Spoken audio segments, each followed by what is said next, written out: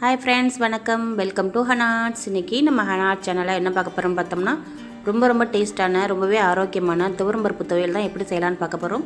நம்ம வீடியோவை ஸ்கிப் பண்ணாமல் பாருங்கள், அப்போ தான் இதோட ஃபுல் ப்ராசஸ் உங்களுக்கு புரியும். வீடியோக்குள்ளே போகிறதுக்கு முன்னாடி இது வரைக்கும் நம்மளுடைய ஹனார்ட் சேனலை சப்ஸ்கிரைப் பண்ணலைன்னா சப்ஸ்கிரைப் பண்ணி வச்சுக்கோங்க. அப்படியே பக்கத்தில் இருக்க பெல் ஐக்கான ஆல்னு கிளிக் பண்ணி வச்சுக்கோங்க. அப்போ தான் நம்ம போடுற வீடியோட நோட்டிஃபிகேஷன் உங்களுக்கு தொடர்ந்து வரும். இப்போ வாங்க நம்ம எப்படி செய்யலான்னு பார்க்கலாம். அதுக்கு நம்ம ஒரு மெஷர்மெண்ட் கப்பால் 1/4 கப் துவரம்பருப்பு எடுத்திருக்கோம். இது ரொம்பவே ஸ்லோ ஃப்ளேமில் வச்சு ஒரு 2 நிமிஷம் ஃபஸ்ட்டு வறுத்துக்கலாம். இது நல்லா வறுக்கணும். இது வறுக்கிறதுல தான் இந்த துவையலோட ருசியே இருக்குது. ஃபஸ்ட்டு நம்ம இதை வறுத்ததுக்கு அப்புறமா நம்ம ஒரு 5 மிளகாய் எடுத்து வச்சுருக்கோம், வரமிளகாய். அதை இதில் சேர்த்துக்கலாம்.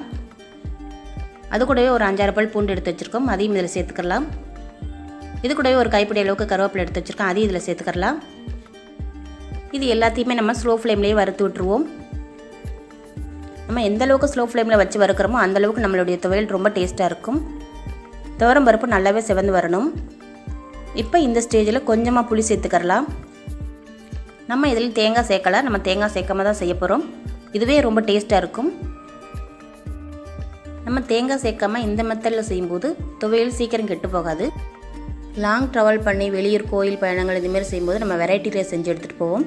அந்தமாரி வெரைட்டி ரைஸ்க்கு இது ரொம்பவே பெஸ்ட்டான காம்பினேஷனாக இருக்கும். இப்போ இந்த வறுத்த துவரம்பருப்பு நல்லாவே செவந்து வந்துருச்சு. இப்போது இந்த ஸ்டேஜில் நம்ம கொஞ்சமாக பெருங்காயத்தூள் சேர்த்துக்கலாம். நம்ம கடைசியாக ஸ்டவ் ஆஃப் பண்ணுற நேரத்தில் தான் இதை சேர்க்கணும், இல்லாட்டினா கரிஞ்சு போயிடும். இது கூடவே நம்ம தேவையான அளவு சால்ட்டு சேர்த்துக்கலாம். அந்த சூட்லேயே இதையும் நல்லா வறுத்து விட்டுடலாம். நம்ம இப்போ ஸ்டவ் ஆஃப் பண்ணிடுவோம்.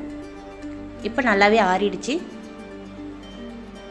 இது நல்லா ஆறினதுக்கப்புறமா நம்ம ஒரு மிக்சர் ஜாரில் இதெல்லாம் சேர்த்துக்கலாம். சேர்த்துக்கிட்டு இதை ஃபஸ்ட்டு ஒரு ரவுண்ட் அரைச்சி எடுத்துகிட்டு அதுக்கப்புறமா கொஞ்சமாக தண்ணி சேர்த்து நம்ம அரைச்சிக்கிடுவோம். எடுத்தோடனே ரொம்ப தண்ணி சேர்த்துற வேணாம், கொஞ்சமாக தண்ணி சேர்த்து அரைச்சிக்கலாம். அப்போ தான் நமக்கு துவையல் சூப்பரான கன்சிஸ்டன்சியில் கிடைக்கும். இப்போ நல்லாவே அரைச்சி எடுத்தாச்சு.